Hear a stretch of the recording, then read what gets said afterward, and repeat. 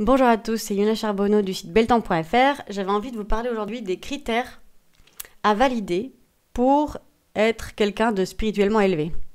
Donc les critères, une liste non exhaustive, on a ne pas manger de viande, ne pas manger d'animaux dans le niveau au-dessus, ne pas écouter de la musique commerciale, ne pas fumer, ne pas boire, ne pas boire d'alcool, pardon, ne pas boire d'alcool, ne pas boire de café, ne jamais se mettre en colère, parler avec une voix douce. Voilà, en fait, ça c'est une petite liste comme ça, mais il y en a plein d'autres évidemment, hein. Et en fait, cette liste-là, en fait, je vous inviterais peut-être à voir celles auxquelles vous adhérez, les étiquettes que vous mettez sur ce que être une personne spirituelle. Parce qu'en fait, moi, ce que j'observe, c'est que ça détend pas d'avoir cette liste-là et que ça permet pas de se laisser libre d'être qui on est, de se laisser traverser par tout ce qui nous traverse et de laisser l'autre aussi de le tolérer, de le tolérer dans ses travers, dans sa différence, dans sa complexité, dans son entièreté. Et de ne plus mettre les étiquettes, parce qu'en fait on se les met sur nous. Ah ok, alors quelle case j'ai coché moi? Ah bah ça, moi je bois encore du café, donc ça veut dire que j'ai pas atteint un certain niveau spirituel. Et puis lui non plus, lui il boit du café, donc c'est qui encore puis il mange de la viande, alors lui c'est radé pas crête, hein. Par contre elle est pranique, ou elle est végane, ah bah elle a tout compris. Ça peut aller ensemble, hein, mais ça va pas forcément ensemble. C'est-à-dire que nous on veut tellement figer les choses et mettre des étiquettes sur tout pour comprendre, que du coup on accroche ensemble des choses qui certes peuvent avoir un lien, mais ne sont pas forcément, c'est pas forcément le même train en fait, hein. Ça peut s'accrocher ou pas, mais c'est pas parce que ça s'accroche pas que, alors je sais pas si vous m'avez suivi là dans la métaphore, mais en gros oui, c'est vrai que quand on est dans un chemin spirituel de libération émotionnelle, on libère ses blessures, et donc, du coup des fois il y a peut-être, je sais pas, on mange peut-être moins de sucre, ou peut-être que en fait, il y a nos modes de vie qui changent, et peut-être qu'il y en a qui vont devenir végétariens, peut-être véganes, ça peut.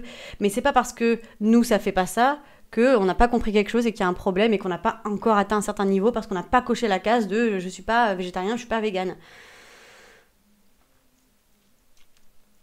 Voilà. Je sais pas comment le dire autrement, mais parce que je le vois vraiment. Chez plein de personnes, moi j'aime pas le yoga, et plusieurs fois les gens sont surpris en fait quand je dis que j'aime pas le yoga.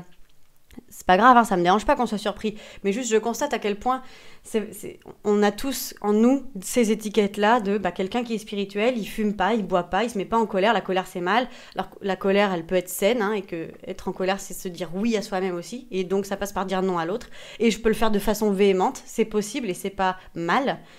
Euh, mais voilà, on met des critères sur ce qu'est être spirituel, et quand une personne n'a pas validé les critères que nous on s'invente, ou que tout un groupe s'invente, ou toute une société invente, et du coup on va catégoriser l'autre en disant ah ouais, du coup t'es pas si spirituel que ça. Est-ce que c'est le cœur qui juge comme ça?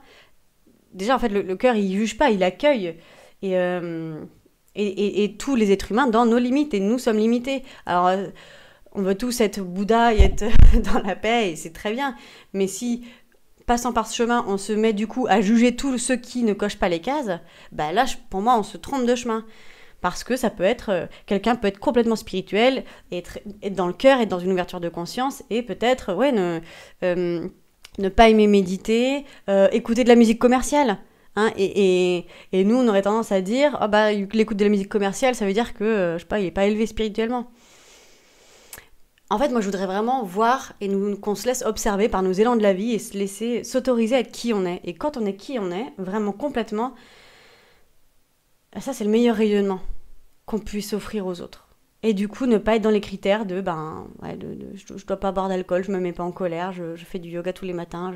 Et tout ça est fait par une rigidité. Parce que si on le fait depuis un élan du cœur, mais c'est génial, si on le fait parce que notre cœur, il dit, en fait, là, je mange plus de viande, c'est super. Et j'ai arrêté de fumer parce que c'est un élan du cœur, c'est super aussi. Mais si, dans notre cœur, là, et dans nos vibrations, dans nos énergies, là, je suis dans un moment où je fume, et je vais prendre l'exemple de plutôt la musique. Hein, si j'écoute de la musique classique parce qu'on m'a dit que ça élevait les vibrations et que je le fais parce que c'est mieux, c'est dommage, parce qu'en fait, écouter de la musique commerciale, si c'est ça qui me fait vibrer, mais là, je vais augmenter mes vibrations. Donc si c'est Rihanna que vous kiffez, écoutez Rihanna, quoi.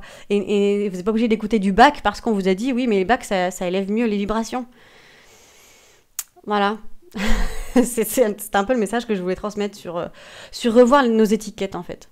Revoir nos jugements sur ce qu'est être spirituel et ce qui ne l'est pas. Et pouvoir voir que la spiritualité, l'ouverture de cœur, elle peut se manifester chez chacun de nous, de toutes les manières, même les plus surprenantes qu'il puisse y avoir. Voilà, c'est ce que j'avais envie de vous partager aujourd'hui, en espérant que, voilà, que ça vous ait peut-être intéressé. Et je vous retrouve pour une prochaine vidéo.